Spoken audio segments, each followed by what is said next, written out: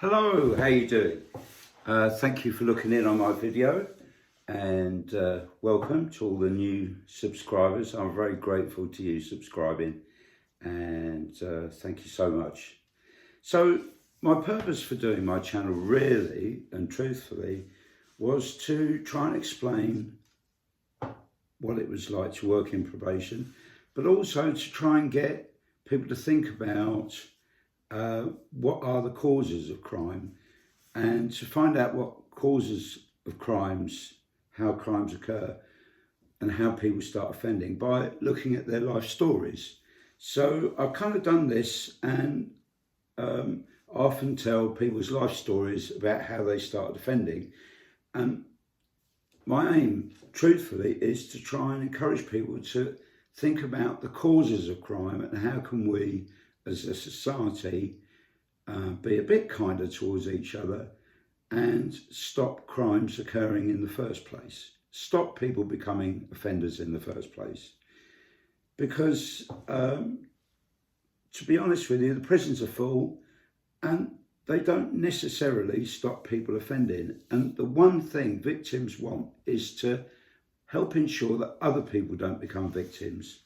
And yes, some people are so dangerous and do need to go to prison to protect us from them, but they're not going to stop. That doesn't stop them coming out of prison. They'll be coming out of prison someday, and the chances are that statistically, if people serve a short sentence, they're much more likely to reoffend than spending a period on probation. And I can assure you that on probation, as probation officers, we do work hard to put over the victim's viewpoint of crimes, and because often offenders don't consider that enough, or don't think about it, or don't even care. So we really work hard to put over victim perspectives. So I really must stress that. Unfortunately, in my last video, it's a tricky case, very worrying, and bear in mind these cases are from 90 years ago, and I think it's important to understand that probation don't actually meet the victims very often. It's quite rare. I did on one occasion, and it was an incest case where Dad had committed an offence against his daughter. And to be honest with you, it really upset me, and I had trouble sleeping that night, and the whole thing really worried me, to be honest, and made me really quite upset, you know. So in that last case, some people felt that I was a bit too kind to the young man and that I didn't put over the victim's perspective enough. But I will point out that, you see, the police deal with the victim, and we in probation rely upon the evidence that the police give us for the report. Now, if you've been watching my other videos, you'll understand that often the information we get from the police is sadly lacking. Sometimes, you know, we wouldn't get any papers at all. And I thought that was dreadful, because you need to present the facts of what happened to the offender, and you can't believe what they've told you. You need something, you know, you can't let them explain the offence away. You need an explanation from the prosecution and the police and from the victim.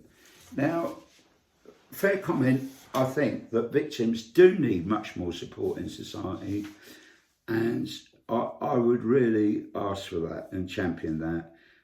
And victims really need to be considered in the court process. And I think this is why they brought in statements from the victim. And I actually think that there should be more support for victims as well, because it's awful. But talking to victims, in my experience, is that they really do want the offenders to be challenged and for them to stop offending. And many of the programs that probation do are effective at this and actually do challenge and are quite tough. And I don't think probation, I'm retired now from probation, but I don't think probation really explain what they do enough. and they don't put over this message that, for example, sex offenders, when they're put on a sex offender program, it is very challenging, it is very tough, and it is very often effective, and dare I say it, more effective than actually putting somebody on 6 months in prison where their offending would not be challenged. So part of that process is that we do put over the victim's perspective. My other purpose in these videos, and I'll be honest with you, was to promote a book I've written. And again, the aim of my book is to put over what causes people to offend, their life stories, and I encourage people to consider the options, because I think we're quite, this country, there's been an escalator, there's been a thirst, there's been sentence inflation, and we've got tougher and tougher and tougher, and we're sending more and more people to jail. Statistically, I think if you check this out, it's true. And it doesn't necessarily result in a drop in crime. And meanwhile, probation have been given a lot more work to do, and this has involved supervising people coming out of jail. And I would think that we need to look at what causes crime in the first place, and we need to put our resources into stopping people climbing that escalator and doing more crimes. We need to nip crime in the bud early on as much, rather than just banging people away to prison after the event is too late. So that's my purpose in the book and in telling these stories. So today's case is an 18-year-old who's up in court for committing a domestic burglary. Serious offence, and we know how it really annoys, how upsetting it is for victims. Absolutely dreadful offence, isn't it? Now, this offence involved, just put it briefly, it took place in university halls of residence, and there'd been a number of thefts in there, security problems, people had been wandering into the halls of residence and stealing students' property. And this had been going on for about 3 or 4 days. And our young man, I should call him Teddy, 18 years old, wandered in on the day in question and was caught by a student wandering around in the student accommodation, but he hadn't stolen anything at that point. And he denied being involved in those previous days, but for sure it was probably him. The reason why I say that is that he's been involved with burglaries previously, and he'd done, already at the age of 18, he had 4 previous convictions for burglary, and imagine he'd been committing others. Now, when you hear his life story, I think it really makes, I hope, will convince people that we need to focus our energies on the young people very often at the outset of their criminal stories. This guy began offending at age 7. Incredible, isn't it?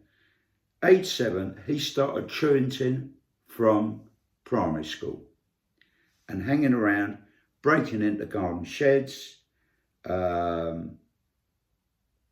Really, really sad.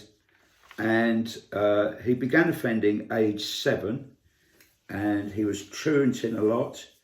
And when efforts were made to try and get him to go to school, he ran away from home and he started sleeping in the open air and stealing from shops. My God.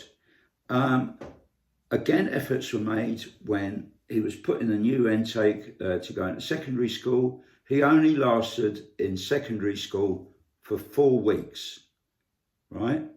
And he never did a day's education after that, not in a special unit or anywhere.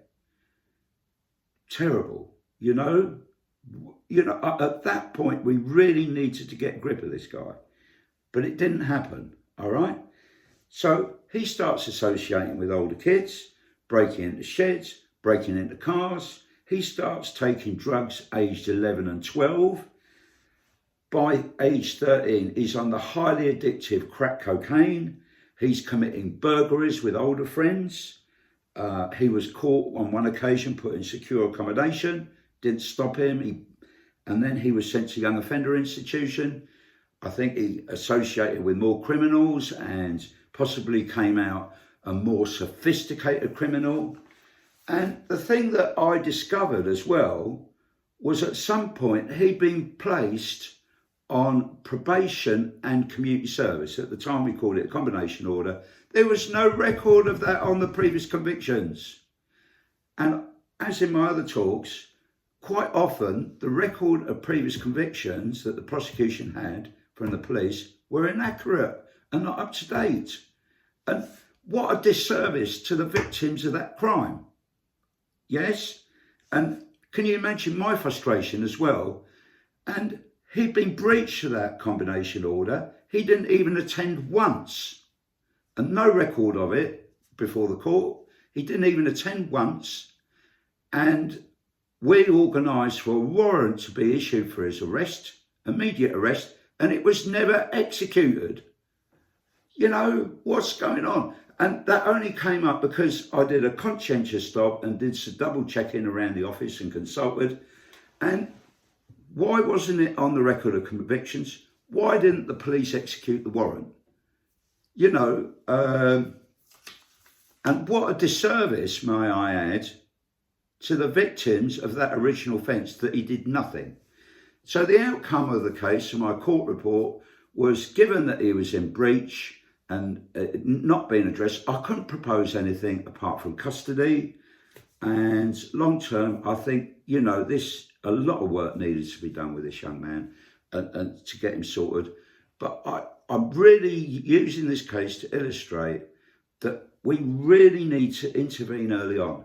Now, in the media, in my local area, people being excluded from the local secondary schools in the area where I live has gone up by 70% this year. 70%.